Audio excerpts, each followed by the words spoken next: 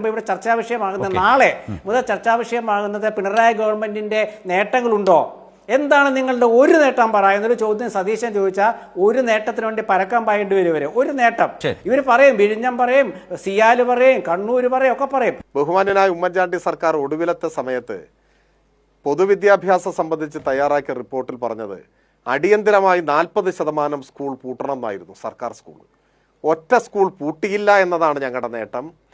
പരീക്ഷക്കാലത്ത് പോലും പാഠപുസ്തകം കൊടുക്കാത്ത നിങ്ങളുടെ കാലത്തിൽ നിന്നും ഓണം നേരത്തെ വന്നുവെന്ന് പറഞ്ഞ മന്ത്രിയുടെ വങ്കത്തരങ്ങളിൽ നിന്നും സ്കൂൾ പൂട്ടുന്നതിന് മുൻപേ അടുത്ത കൊല്ലത്തെ പാഠപുസ്തകം കൊടുക്കുന്നതിലേക്ക് മാറിയതാണ് ഞങ്ങളുടെ നേട്ടം. ശിശുമരണ നിരക്കിൽ അമേരിക്കയെ കടത്തി വെട്ടിയതാണ് ഞങ്ങളുടെ നേട്ടം.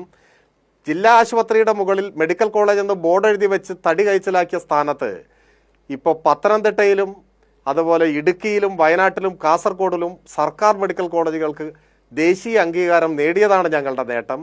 ഇന്ത്യയിൽ ആദ്യമായിട്ട് 2000 രൂപ ക്ഷേമ പെൻഷൻ കൊടുത്തതാണ് ഞങ്ങളുടെ നേട്ടം.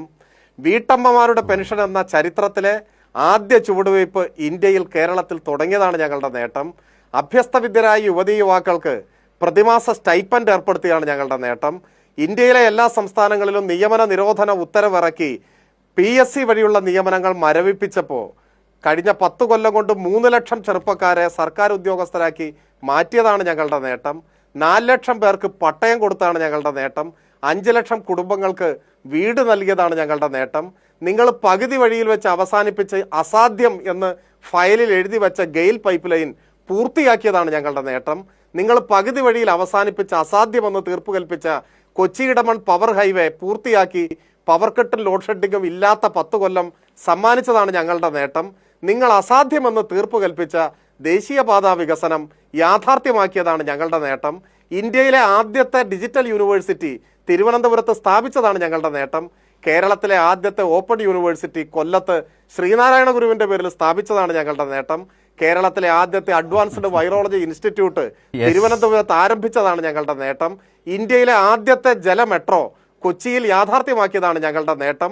ഇങ്ങനെ ഈ ചർച്ചയ്ക്ക് സമയമുണ്ടെങ്കിൽ ഒരു 1-2 മണിക്കൂർ ഞാൻ ഈ ഗവൺമെന്റിന്റെ നേട്ടങ്ങൾ വിശദീകരിച്ചു തരാം.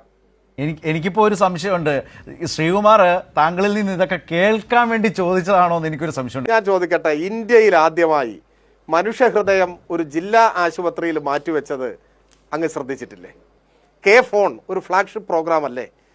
ലൈഫ് പദ്ധതി ഒരു ഫ്ലാഗ്ഷിപ്പ് അല്ലേ? ഇപ്പം അദ്ദേഹം പറയുന്നു, മറ്റേ പ്രതിപക്ഷ നേതാവ്, ഞാൻ പ്രതിപക്ഷ നേതാവിനെ കുറിച്ച് പറയുന്നില്ല, അദ്ദേഹം വന്ന് അബദ്ധത്തിൽ പോലും ഒരു സത്യം പറയാൻ കഴിയാത്ത സാഹചര്യത്തിലേക്ക് വന്നിട്ടുണ്ട്. അതിൽ ദുഃഖമേ ഉള്ളൂ. രേഖകളും കണക്കുകളും വെച്ച് നമ്മൾ സംസാരിക്കുക. നമ്മുടെ തിരുവനന്തപുരത്താണ് ആദ്യത്തെ ഡിജിറ്റൽ യൂണിവേഴ്സിറ്റി ഉണ്ടായത്. അഡ്വാൻസ്ഡ് വൈറോളജി ഇൻസ്റ്റിറ്റ്യൂട്ട് വലിയൊരു നേട്ടമല്ലേ? റൈറ്റ്. അതായത് ശ്രീ സജീവൻ ഇപ്പോൾ ഇരുന്ന് ആലോചിച്ച മുഴുവൻ ഇതല്ലേ?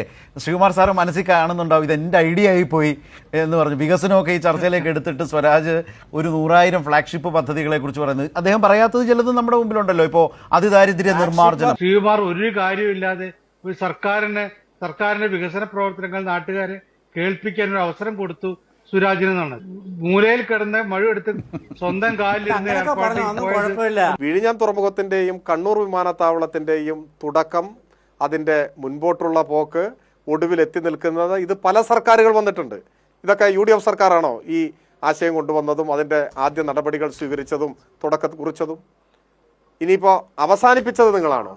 തുടർച്ചയായി 2 ടൈം ഭരിക്കാൻ കഴിഞ്ഞതുകൊണ്ടാവാം ഒട്ടേറെ കാര്യങ്ങൾ ഈ ഗവൺമെന്റിന് തന്നെ ആവിഷ്കരിക്കാനും നടപ്പാക്കാനും സാധിച്ചു. അതിദാരിദ്ര്യം ഇല്ലാതാക്കി. എന്തിനാണ് വലിയ നേട്ടങ്ങളെ നമ്മൾ വില കുറയ്ക്കാനും ഇകഴ്ത്താനും പോകുന്നത്? എം സ്വരാജ് പൂക്കളെ ഒരുപാട് ഇഷ്ടപ്പെടുന്നയാളാണ്. അപ്പോൾ വികസനത്തിൻ്റെ ഒരു പൂവാണ് സ്വരാജിനോട് എൻ ശ്രീകുമാർ ചോദിച്ചത്. ഒരു പൂക്കാലം തന്നെയാണ് എം സ്വരാജ് തിരിച്ച് സമ്മാനിച്ചത്.